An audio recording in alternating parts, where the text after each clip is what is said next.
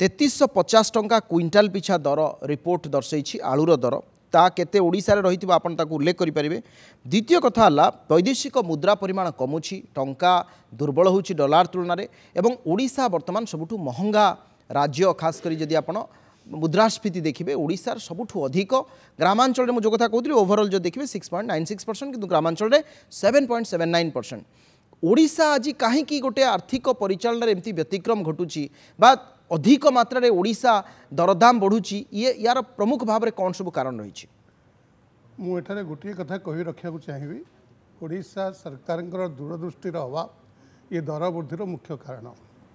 प्रथम कथा हूँ जे आज जो कथा आप आलूर प्राइस कहते, जदि आप आलूर प्राइस आज पाइकारी दर देखिए 16 टंका 18 टंका अच्छी पर केजी, माने क्विंटाल 1600 ରୁ 1800 टंका अच्छी।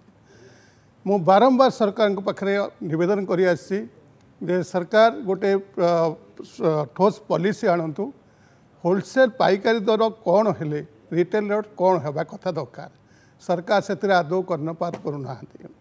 तेणु एथुर स्पष्ट होउछि जी जेते मन इच्छा रेट करि से सरकार नियंत्रण आदौ ना। द्वितीय कथा आप जदि 2014 पूर्व को जीवे तेल आपंकर एसेंशियल कमोडिटी जिते जिनस अच्छी जोड़ा कि प्रत्येक लोकंकर प्रत्येक दिनर आवश्यकता अच्छी, से जो दर वृद्धि घटुला 2% 3% मैक्सिमम 5% पर्यंत दर वृद्धि घटुला। किंतु 2014 रे रिटेल ट्रेड रे एफडीआई को जो गवर्नमेंट ऑफ इंडिया परमिशन देले सेतेबेले ये दर वृद्धि 50% 60% 80% भी हो जाउछि। आपण देखंतु रसुणर किलो मात्र 50 टंका जगह आज खोला बजार में 400 टंका पर्यंत बिक्री होउछि, पाइकारी दर 220 टंका आज मार्केट में अच्छी। तेणु ये परिस्थिति जो प्रकार कॉर्पोरेट हाउस मु तो कहबी जे गोटे ईस्ट इंडिया कंपनी थिला से आमको शोषण करुला, एवं एकाधिक भारतीय ईस्ट इंडिया कंपनी भारतीय जनसाधारण को शोषण कर कैपिटाल बढ़ी बढ़ी चलती आ साधारण लोक गरीब हो चलती।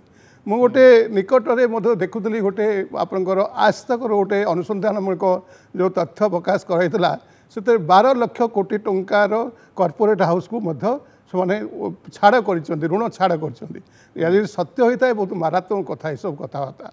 तेणु ये परिस्थिति सरकार से दृष्टि देवा दरकार। सरकार राज्य में उत्पादन बढ़ावाई लोकों को स्वावलंबी करने लोकों को स्वावलंबी करने चेष्टा करवा ना कि लोकों को भिखारी कल्चर रे पसाया दरकार। आपण जेते जहाँ दान देवे ये भिखारी कल्चर टू जिते दूर न आसुँच जो भोट पर आम से सब अनीति को नीति में परिणत करने जाऊे से निश्चित भाव राज्यर प्रोडक्शन कम आ जीडीपी देशर कम।